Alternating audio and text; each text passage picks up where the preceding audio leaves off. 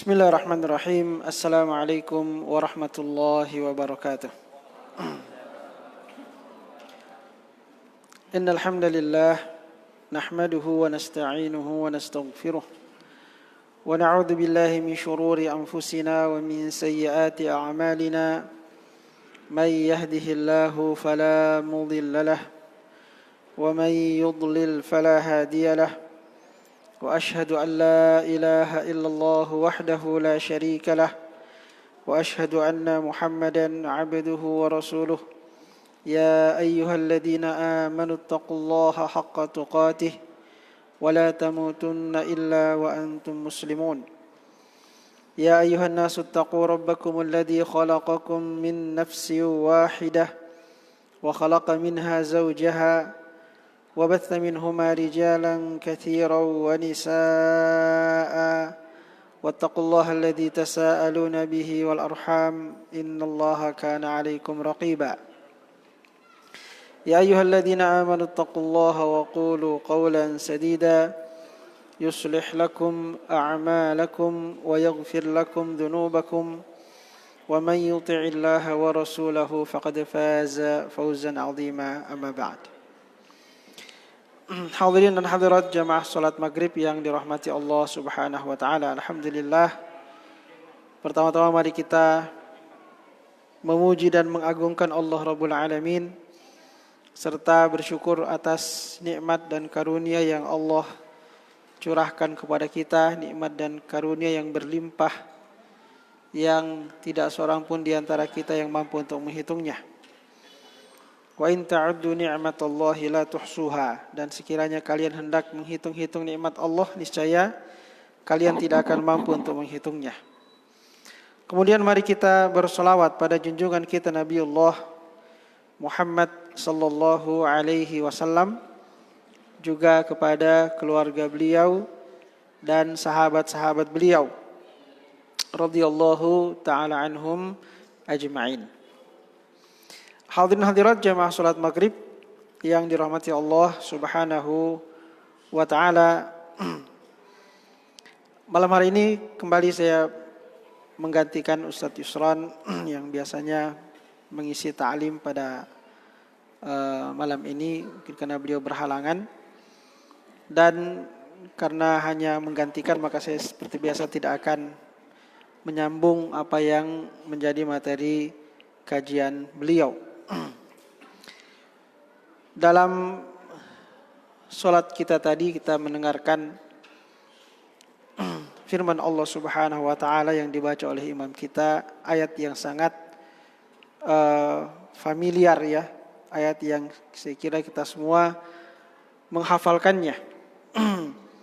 Ayat yang berkata orang-orang Yahudi kepada Umar bin Khattab radhiyallahu ta'ala anhu, katanya dalam kitab suci kalian ada satu ayat yang sekiranya turun dalam kitab suci kami akan kami jadikan sebagai hari raya. Ada satu ayat yang sekiranya turun dalam kitab suci kami akan kami jadikan hari turunnya ayat itu sebagai hari raya. Karena agungnya ayat tersebut. Maka Umar bin Khattab radhiyallahu anhu mengatakan, saya tahu ayat yang mana yang kalian maksud. Yaitu firman Allah subhanahu wa ta'ala, Al-yawma akmaltu lakum dinakum wa atmamtu alaikum ni'mati wa raditu lakumul islama dinan. Al-yawma akmaltu lakum dinakum. Pada hari ini telah aku sempurnakan untuk kalian agama kalian. Wa atmamtu alaikum ni'mati. Dan aku telah sempurnakan, cukupkan untuk kalian nikmatku. Wa raditu lakum, dan aku telah ridha untuk kalian al-Islam dinan. Islam ini sebagai agama kalian. Ayat inilah yang dimaksud oleh orang-orang Yahudi yang memang disebutkan dalam ayat itu al-yawma, pada hari ini. Dikatakan oleh para ulama ayat ini turun pada Hajjatul Wada, pada waktu haji wada', haji yang dikerjakan oleh Rasulullah sallallahu alaihi wasallam, yang setelah itu beliau kemudian dipanggil oleh Allah Subhanahu wa taala. Al-yauma, pada hari ini. Memang Allah menyebutkan hari. Al-yauma, pada hari ini aku sempurnakan, akmaltu lakum dinakum. Aku sempurnakan untuk kalian agama kalian. Maka ayat ini menunjukkan bahwasanya Islam adalah merupakan agama yang sempurna. Agama yang sempurna yang tidak terdapat kekurangan di dalamnya. Agama yang tidak ada pertentangan di dalamnya. Karena itu dalam ayat yang lain Allah Subhanahu wa taala berfirman, "Walau kana min 'indi ghairillahi lawajadu fihi ikhtilafan katsira." Sekiranya Al-Qur'an ini dari selain Allah Subhanahu wa taala, maka pasti mereka akan mendapatkan di dalamnya ikhtilafan katsira, pertentangan yang sangat banyak. Tapi karena Al-Qur'an merupakan kalamullah, firman Allah Subhanahu wa taala, dia adalah kitab yang diturunkan Allah Subhanahu wa taala, yang dijaga kemurniannya oleh Allah Subhanahu wa taala. Kitab yang tidak ada campur tangan manusia di dalamnya. Ya. Murni dari Allah Subhanahu wa taala. Jibril pun tidak menambah dan mengurangi sedikit pun dari apa yang Allah perintahkan kepada Jibril untuk diwahyukan kepada Muhammad sallallahu alaihi wasallam. Demikian pula Nabi kita Muhammad sallallahu alaihi wasallam tidak menambah atau mengurangi sedikit pun daripada apa yang diwahyukan kepada beliau dari Allah Subhanahu wa taala melalui malaikat Jibril. Murni adalah perkataan Allah Subhanahu wa taala, sehingga wajar jika tidak terjadi kekurangan, tidak ada pertentangan, tidak ada kekeliruan sedikit pun dalam kitab Al-Quran Al-Karim. Jadi turunnya dia kepada Rasulullah Muhammad sallallahu alaihi wasallam begitu terjaga. Kemudian setelah disampaikan Al-Quran itu oleh Rasulullah sallallahu alaihi wasallam juga tetap dijaga oleh Allah Subhanahu wa taala. Inna nahnu nazzalna dzikr wa inna lahu lahafizun. Sesungguhnya kami, kata Allah, kamilah yang menurunkan az-zikr, yaitu Al-Quranul Karim. Wa inna lahu lahafizun, dan sesungguhnya kami yang akan menjaganya. Kata para ulama, Allah Subhanahu wa taala menjaga kemurnian Al-Quran di dalam dada-dada para penghafal Al-Quran. Karena itulah para penghafal Al-Quran memiliki keutamaan dalam Islam. Karena dengan mereka lah Allah Subhanahu wa taala menjaga kemurnian Al-Quran. Tidak ada orang yang bisa merubah Al-Quran. Karena Al-Quran itu dihafalkan oleh begitu banyak orang. Ketika ada orang yang hendak merubah Al-Quran sedikit pun, maka pasti akan langsung ketahuan. Ya, karena begitu banyaknya orang yang dijadikan oleh Allah Subhanahu wa taala sebagai penghafal Al-Quran. Maka Allah Subhanahu wa taala menyempurnakan agama ini. Menyempurnakan agama ini dengan ayat-ayatnya, dengan Al-Quranul Karim yang Allah turunkan sebagai petunjuk bagi manusia. Karena itu kesempurnaan Islam ada dalam petunjuk yang datang dari Allah Subhanahu wa taala. Dan tentu saja penjelasnya yaitu sabda Rasulullah sallallahu alaihi wasallam. Ya, di mana beliau dijadikan oleh Allah Subhanahu wa taala sebagai manusia yang menjelaskan Al-Qur'an. Dalam hadis beliau mengatakan, "Inni utitul Qur'ana wa mithlahu ma'ahu." Sesungguhnya aku diberikan Al-Qur'an dan yang semisal dengan Al-Qur'an bersamanya. Ya, apa yang semisal dengan Al-Qur'an? Yang semisal dengan Quran adalah As-Sunnah. Ya, maka dia menjadi penjelas daripada Al-Quran Al-Karim. Allah mengatakan dalam Al-Quran, "Litubayyina lin-nasi ma nuzzila ilaihim." litubayyina linnas, agar engkau menjelaskan kepada manusia wahai Muhammad, ma nuzila ilaihim, apa yang diturunkan kepada mereka. Maka Nabi kita Muhammad sallallahu alaihi wasallam merupakan penjelas daripada Al-Qur'an Al-Karim. Karena banyak di antara ayat-ayat Al-Qur'an yang kemudian membutuhkan penjelasan lebih lanjut. Maka dua sumber ini, Al-Qur'anul Karim dan sunnah Rasulullah sallallahu alaihi wasallam yang sahih, di dalamnya terdapat kesempurnaan Islam. Terdapat kesempurnaan Islam. Karena itu Islam tidak boleh ditambah dan dikurangi. Karena dia sudah sempurna. Ya. Tadi kita katakan tidak ada kekurangan dalam agama ini. Mungkin orang bertanya, bagaimana dengan masalah-masalah yang muncul kemudian yang tidak ada hukumnya dalam Al-Quran dan tidak ada hukumnya dalam hadis-hadis Rasulullah Sallallahu Alaihi Wasallam? Di mana letak kesempurnaan Al-Quran di situ? Ya, karena kemudian kan banyak masalah, ya, banyak masalah-masalah yang muncul dalam kehidupan manusia, yang kalau kita cari dalilnya secara nas, secara tekstual dari ayat-ayat Al-Quran ataupun dari hadis-hadis Rasulullah Sallallahu Alaihi Wasallam, kita tidak akan dapatkan. Ya, maka mungkin saja orang menyerang Islam dari sisi itu. Mungkin orang mengatakan kalau begitu Islam tidak sempurna. Karena ternyata kehidupan yang sampai hari kiamat ini, ya, ada perkara-perkara yang tidak ada jawabannya secara langsung dalam Islam. Kita katakan Islam itu sempurna.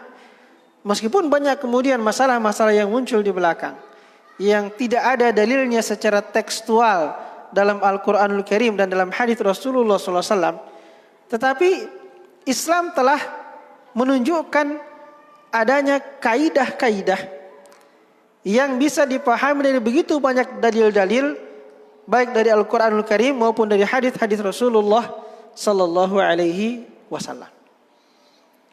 Kaidah-kaidah itu kemudian menjawab semua persoalan yang muncul kapanpun juga.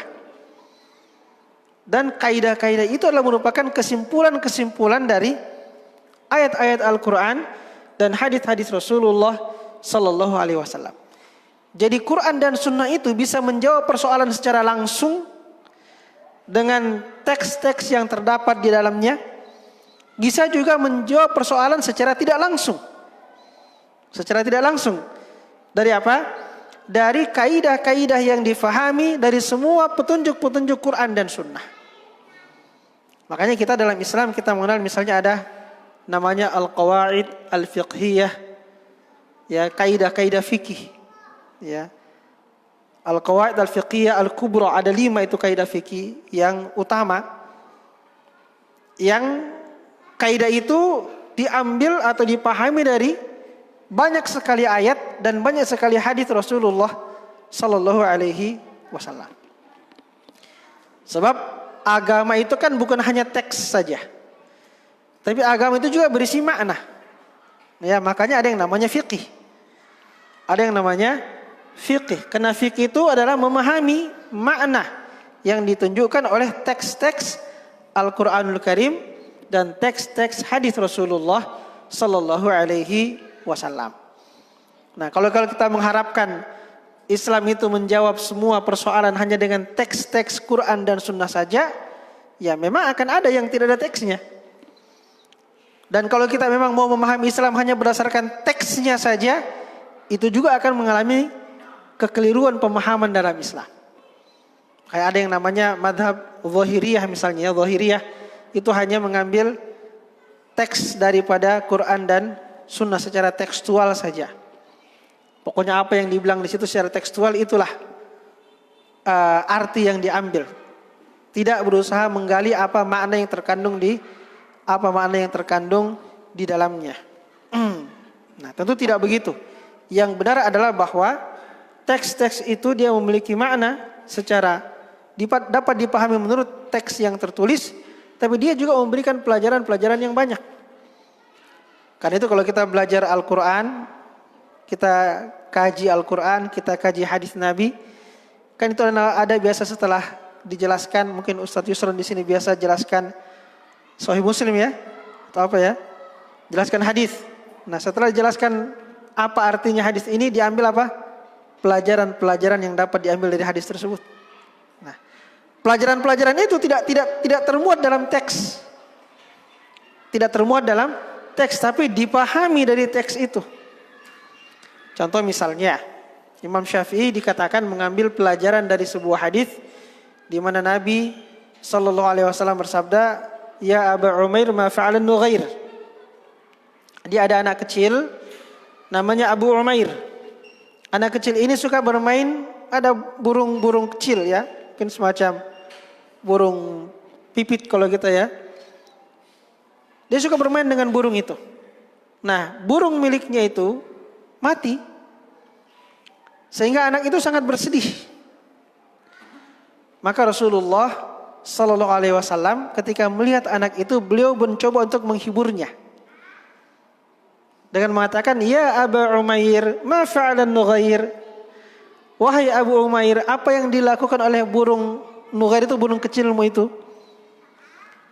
Jadi teks hadisnya sangat singkat. Ya Aba Umair, ma fa'alan Nughair. Ya, teksnya sangat singkat. Dikatakan Imam Asy-Syafi'i berhasil mengambil 60 faidah dari teks hadis yang sangat singkat ini. Ya, 60 faidah, 60 pelajaran. Bayangkan. Jadi kalau kita mau ambil teksnya saja, apa hukum yang kita dapat dari teksnya saja? Iya kan? Tetapi teks yang singkat itu mengandung makna yang banyak. Itulah namanya fikih, pemahaman. Karena itu Islam ketika menjawab persoalan tidak harus dengan teksnya saja. Ya. Tetapi teks-teks yang ada dalam Al-Qur'an dan dalam As-Sunnah itu memiliki kandungan makna yang sangat luas. Nah, kandungan-kandungan makna itulah yang akan menjawab semua persoalan. Maka Islam menjadi agama yang lengkap. Tidak ada persoalan yang tidak bisa dijawab oleh Islam. Ya. Dia bisa dijawab secara tekstual menurut teks Quran dan Sunnah, atau secara makna-makna yang dikandung oleh Al-Quran dan As-Sunnah. Jadi tadi, ya Aba Umair ma fa'alan Nughair. Ya, saya kira kita tidak akan mampu mencari sampai 60 pelajaran dari 60 faedah dari hadis itu ya. Paling 1, 2, 3 ya. Di antaranya pelajarannya, ya Aba Umair. Anak itu dipanggil dengan Abu Umair oleh Nabi. Berarti anak-anak bisa diberikan kunyah. Nah, itu kan satu pelajaran ya. Di teksnya kan tidak dibilang. Nabi tidak mengatakan boleh panggil anak-anak pakai kunyah. Tidak ada dibilang begitu. Ya, teksnya tidak bilang begitu. Teksnya mengatakan ya Aba Umair maf'alan Nughair. Tapi dipahami ketika Nabi memanggil anak itu dengan ya Aba Umair, berarti boleh memberi kunyah kepada anak-anak. Ya.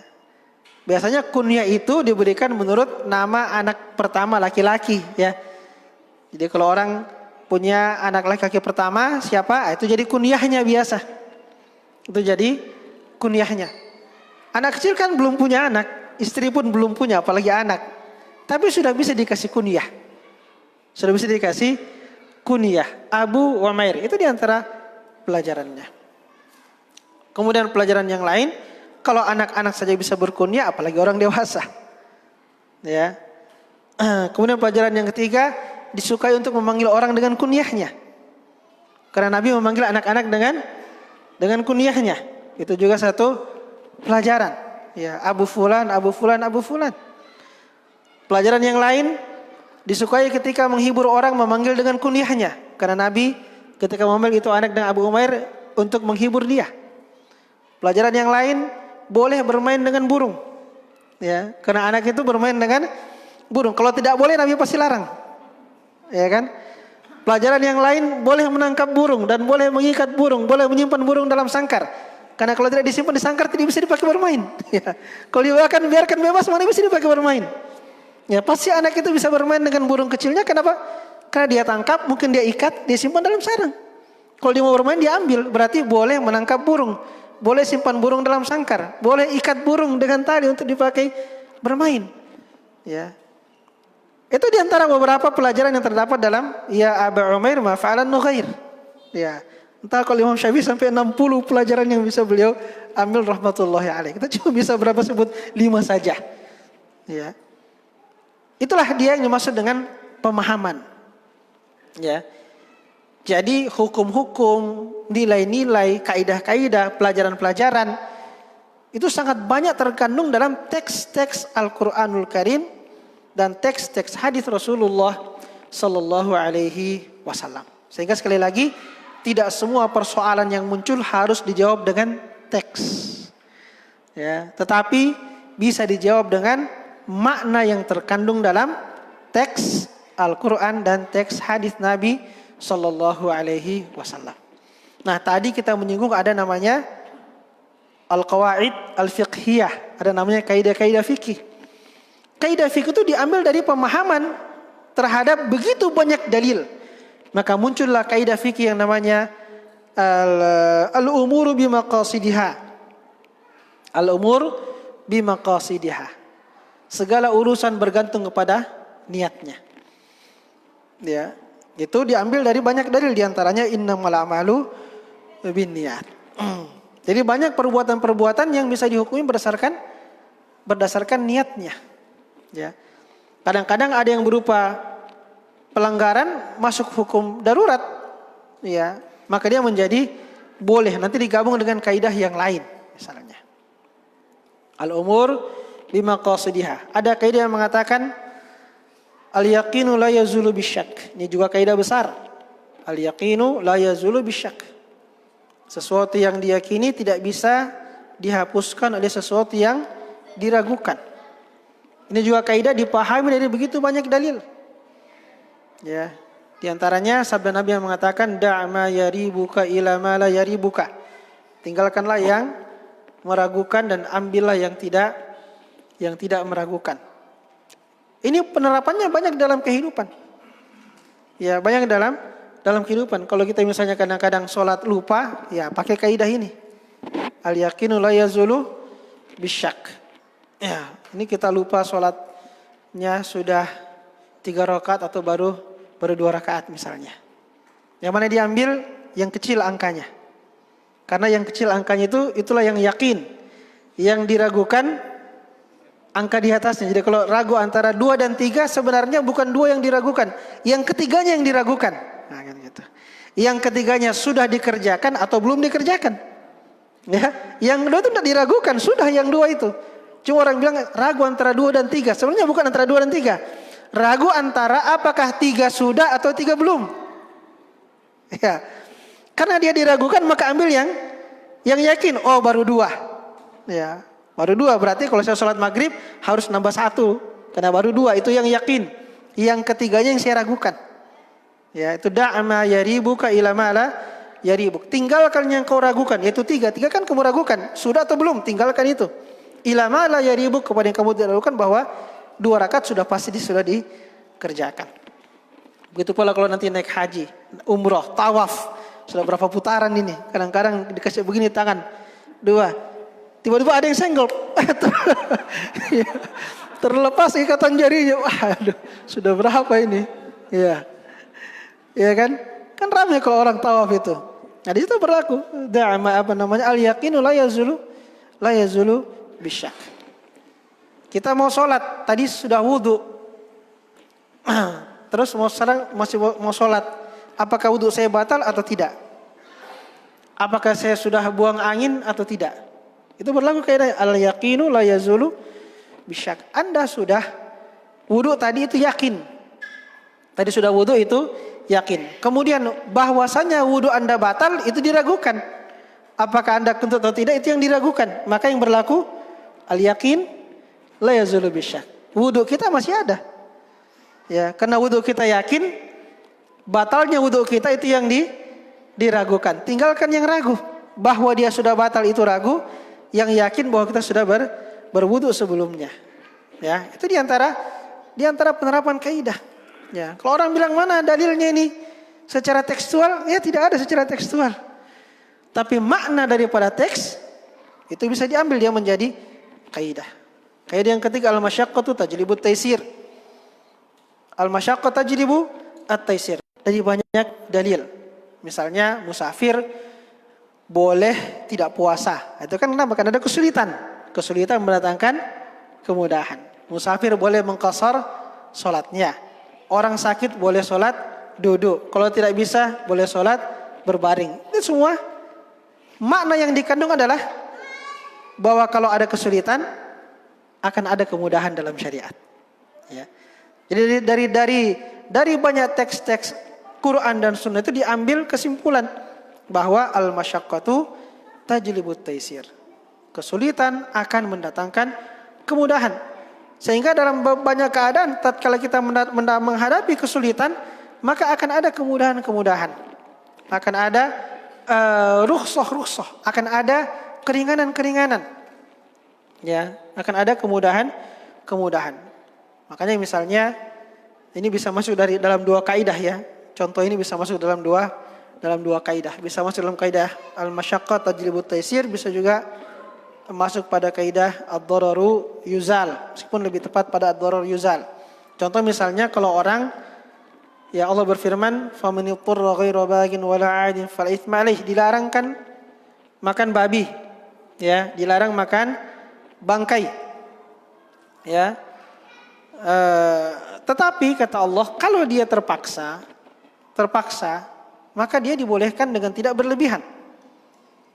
Ya, boleh tidak berlebihan. Kenapa? Karena ada kesulitan di situ. Orang tidak dapat makanan apapun, tidak ada makanan sama sekali. Cuma ada yang haram saja. Memang cuma itu yang bisa dimakan.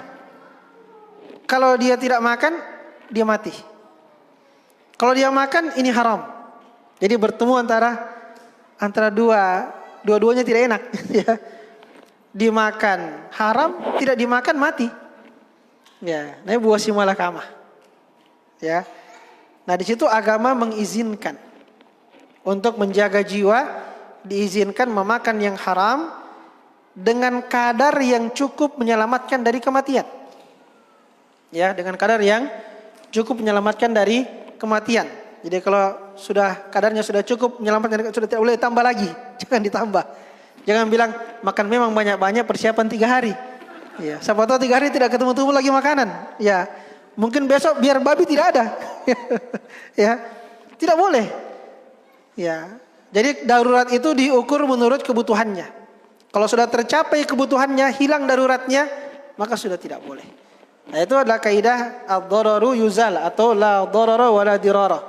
Bahaya harus dihilangkan. Ya, bisa juga dia ke al-masyaqqah tajlibut taisir. Karena ada kesulitan bisa mendatangkan kematian, maka mendatangkan kemudahan. Yang haram bisa menjadi halal. Ini banyak penerapannya dalam kehidupan. Ya, di bidang kesehatan misalnya. Kadang-kadang ada dokter harus periksa pasien, terpaksa dibuka auratnya misalnya. Bagaimana hukumnya? Mau dilihat, ini aurat. Tidak dilihat, dokter tidak bisa tahu apa penyakitnya kalau tidak dilihat. Maka hukumnya darurat. Ya, hukumnya darurat. Sama tadi dengan makan babi, boleh. Kalau tidak makan mati.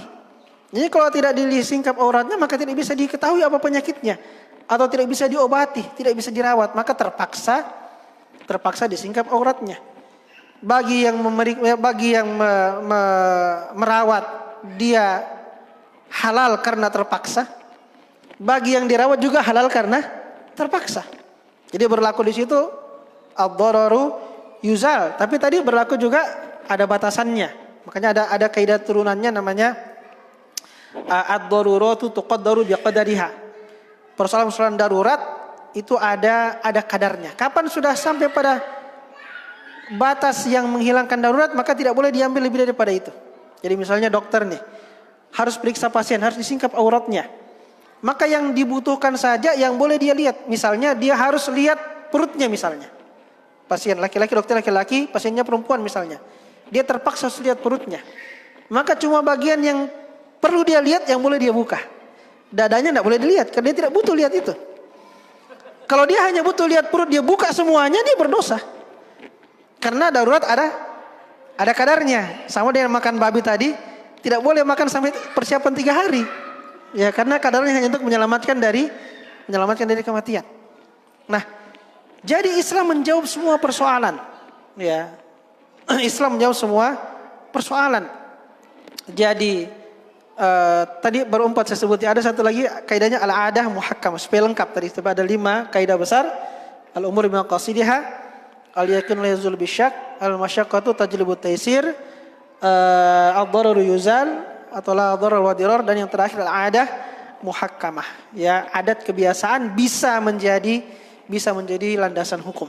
Bisa menjadi landasan hukum jika tidak bertentangan dengan nas yang jelas. Dari 5 kaidah yang besar ini kita bisa menjawab semua persoalan.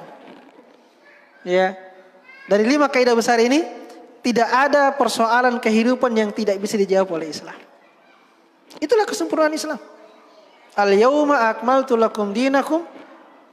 Hari ini telah aku sempurnakan untukmu agamamu. Wa atmamtu alaikum ni'mati. Dan telah aku sempurnakan untukmu nikmatku. Maka nikmat Islam ini merupakan nikmat yang besar. Al-Quran merupakan nikmat yang besar. Sunnah Nabi merupakan nikmat yang besar. Ya, maka jangan sia-siakan nikmat ini. Allah katakan wa atmamtu alaikum ni'mati. Dan telah aku cukupkan untukmu nikmatku. Maka apa upaya kita atau apa yang kita lakukan untuk bisa mengambil nikmat ini? Ya. Quran dan Sunnah kan nikmat, kata Allah, ya Allah sempurnakan nikmat itu. Tapi mengapa banyak manusia yang tidak mau menikmati Quran dan Sunnah? Ya. Lebih suka menikmati hasil pemikiran manusia. Ya. Pemikiran para filosof misalnya. Ya. Lebih suka baca tulisan-tulisannya para penulis yang apa itu istilahnya? Bestseller. Ya. Bestseller. Wah, ini baca semuanya sampai habis. Tidak dilarang ya. Saya tidak mengatakan haram ya. Mubah saja itu, mubah. Tapi jangan sampai buku-buku itu kita baca semua tulisan manusia, sementara Quran dan Sunnah tidak kita baca, tidak kita pelajari. Padahal ini nikmat yang sempurna. Ya. Orang bilang saya menikmati membaca tulisannya fulan dan fulan. Bagaimana Anda tidak bisa menikmati membaca firman-Nya Allah Subhanahu wa taala? Berarti ada masalah di hati. Ada masalah di hati. Ini adalah nikmat yang telah dicukupkan Allah Subhanahu wa taala untuk kita. Maka alangkah meruginya kita ketika ada nikmat yang siap kita santap, tapi kita tidak mengambil bagian dari situ. Andai kan ada nikmat berupa makanan yang lezat yang disediakan di hadapan kita, dan kita sebenarnya lapar tapi kita tidak memakannya. Ya. Kita pergi cari jajanan pinggir jalan yang tidak jelas kesehatannya, kebersihannya, ya.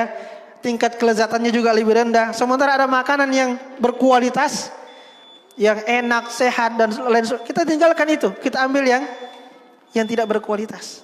Kita menyanyiakan nikmat. Ada Quran yang sempurna, yang berisi ajaran yang lengkap, yang bisa kita nikmati.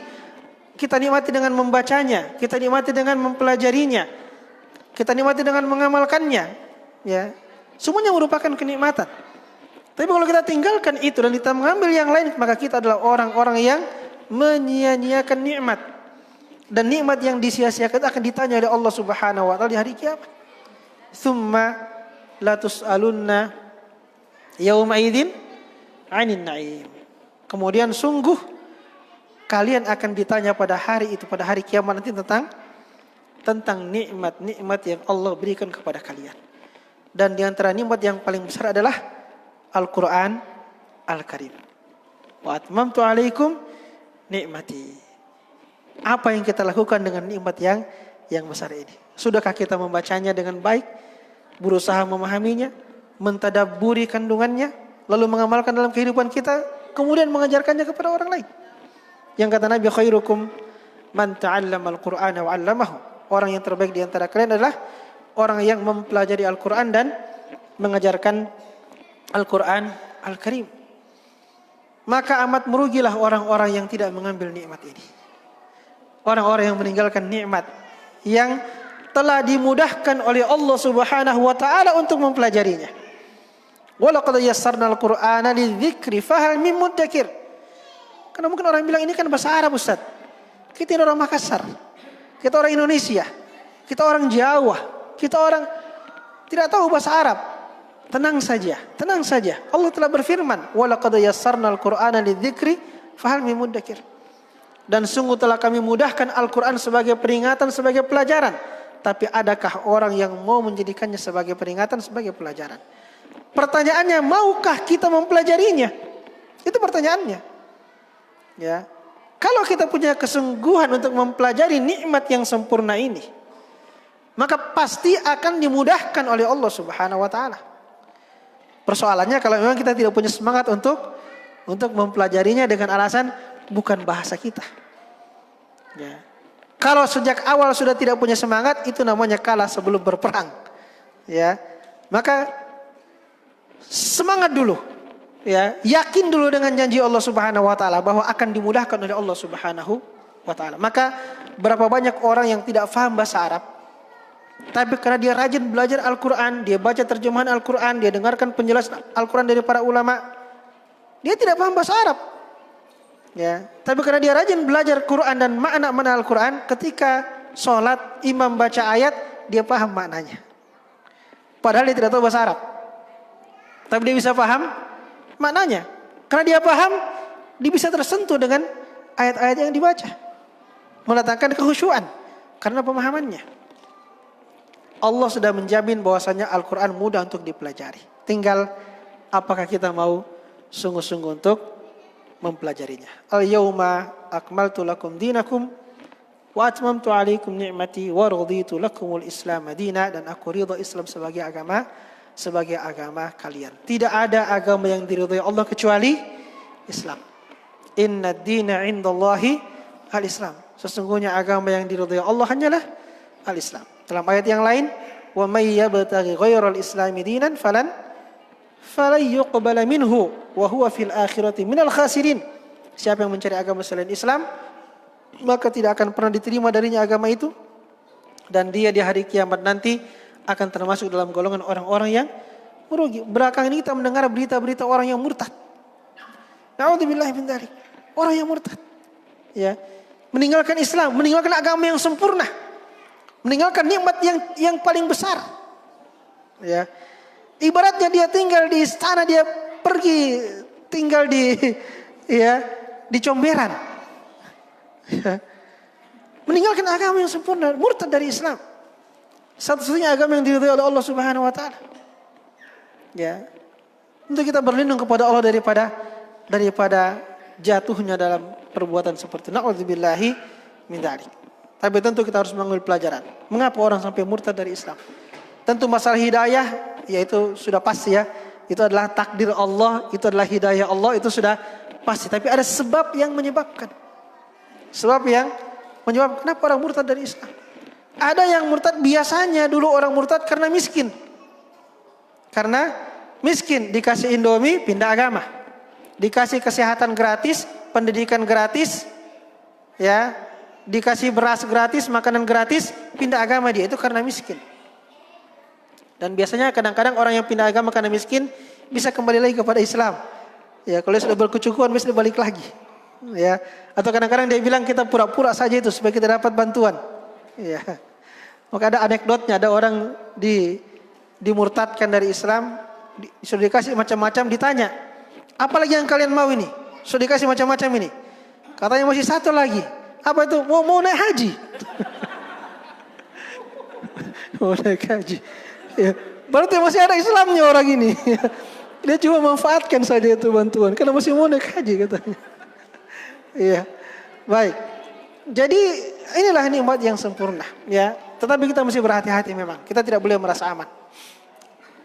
Ketika ada yang murtad dari Islam, ada yang tadi murtad karena ekonomi, tapi yang berbahaya, yang lebih berbahaya yang murtad bukan karena masalah ekonomi.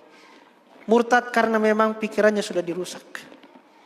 Ya, ada syubhat yang terus dilemparkan di tengah kaum muslimin. Syubhat yang mengatakan semua agama benar, semua agama baik, semua agama mengajarkan kebaikan kepada pengikutnya. Ini racun bagi kaum muslimin. Kalau ini tertanam dalam keyakinan, itulah yang membuat orang mudah pindah agama, bukan karena masalah ekonomi. Karena memang dia sudah yakin bahwa iya kan semua agama benar. Jadi terserah saya mau Islam, mau jadi agama yang lain juga sama saja, kan semua agama benar. semua agama baik. Maka adanya orang-orang yang murtad dari Islam belakangan ini bukan karena masalah ekonomi, itu menunjukkan berhasilnya usaha mereka. Ya, musuh-musuh Islam yang mencoba meracuni pikiran kaum muslimin dengan mengatakan bahwa semua agama benar, semua agama baik. Kalau ini sudah teracuni pikiran seseorang muslim dengan pikiran ini, maka dengan mudahnya dia akan tinggalkan Islam. Dia akan mengatakan, kan yang penting saya masih beragama, saya juga percaya Tuhan, ya, sehingga dia tidak merasa bersalah dengan itu. Ya, dia tidak merasa bersalah. Dia bilang ini kan seperti orang pergi ke suatu kota yang banyak jalannya, katanya banyak jalan menuju Roma. Ya, bisa lewat jalan mana-mana saja. Ini sudah teracuni pikirannya dengan apa? Dengan propaganda semua agama benar, semua agama baik. Maka itu menunjukkan keberhasilan dakwah musuh-musuh Islam, termasuk Islam liberal di situ. Ya. Yang kedua, bahwa dakwah kita masih kurang. Karena mengapa masih banyak yang jadi korban? Berarti kita masih harus melipat gandakan dakwah kita secara baik kuantitas maupun kualitas. Dan yang ketiga adalah kurangnya penanaman agama dalam rumah tangga sejak kecil. Orang-orang yang murtad bukan karena sebab ekonomi, biasanya karena memang tidak ditanamkan agama sejak kecil. Ya, baik itu keyakinan ataupun pemahaman ataupun pembiasaan. Maka itu kita tidak boleh merasa aman. Kita tidak boleh merasa aman, ya. Bahkan diri kita sendiri kita tidak bisa merasa aman. Ya. Apalagi keluarga kita, istri kita, anak-anak kita. Tanamkan sejak dini. Tanamkan keyakinan. Berikan pemahaman dan biasakan mereka dengan Islam. Ini 3 hal yang penting. Kita kadang-kadang cuma memberikan pemahaman, ilmu, memberitahu saja. Nah, ini haram, ini halal, ini boleh, ini tidak boleh. Ini wajib, ini sunnah. Itu cuma memberitahu. Ya kan? Itu kurang kalau kita hanya memberitahu. Kita harus ada membiasakan. Kalau kita bilang harus sholat tepat waktu, ya, itu baru memberitahu, baru menyampaikan ilmu. Harus dibiasakan. Sudah masuk waktu, tarik tangannya, kayak sini. Pergi berwudu, kita pergi sama-sama ke masjid. Itu namanya membiasakan. Kalau dia ibu, dia anak perempuan di rumah, ayo nak, sholat sama Umi. Jadi bukan cuma dikasih tahu, tapi dibiasakan. Sini, pergi berwudu, diajar cara berwudu yang benar, baru sama-sama sholat. Itu dibiasakan. Dikasih pakai jilbab sejak kecil, itu pembiasaan. Jadi ada pemberian ilmu, pengetahuan, dan ada pembiasaan. Dan yang paling penting adalah menanamkan keyakinan. Memasukkan dalam hati rasa takut kepada Allah, cinta kepada Allah, berharap kepada Allah, tawakal kepada Allah, bersandar kepada Allah. Ya, keyakinan bahwasanya Allah satu-satunya sembahan karena Dia satu-satunya penguasa. Itu harus ditanamkan dalam hati. Ya. Ditanamkan dalam hati dengan banyak memberikan upaya-upaya kepada anak-anak kita bagaimana agar mereka punya rasa takut kepada Allah Subhanahu wa taala. Contoh misalnya begini ya. Misalnya contoh, banyak anak-anak sering ditakut-takuti, ya. Banyak orang biasa ada takut dengan setan. Ya. Kalau tempat gelap dia sendiri, dia merinding, dia punya bulu-bulu, ada setan nanti nih, ya. Kenapa ada rasa takut itu kepada setan? Kita takut setan sebenarnya karena kita takut dia menggoda kita untuk berbuat maksiat. Itu yang harusnya kita takuti. Bukan takut setan mau dimakan sama setan, mau digigit sama setan. Bukan takut yang begitu. Tapi banyak orang yang takutnya sama setan, takut yang begitu. Kenapa? Karena sejak kecil sering ditakut-takuti dengan setan. Jangan kau pergi di sana, ada setan.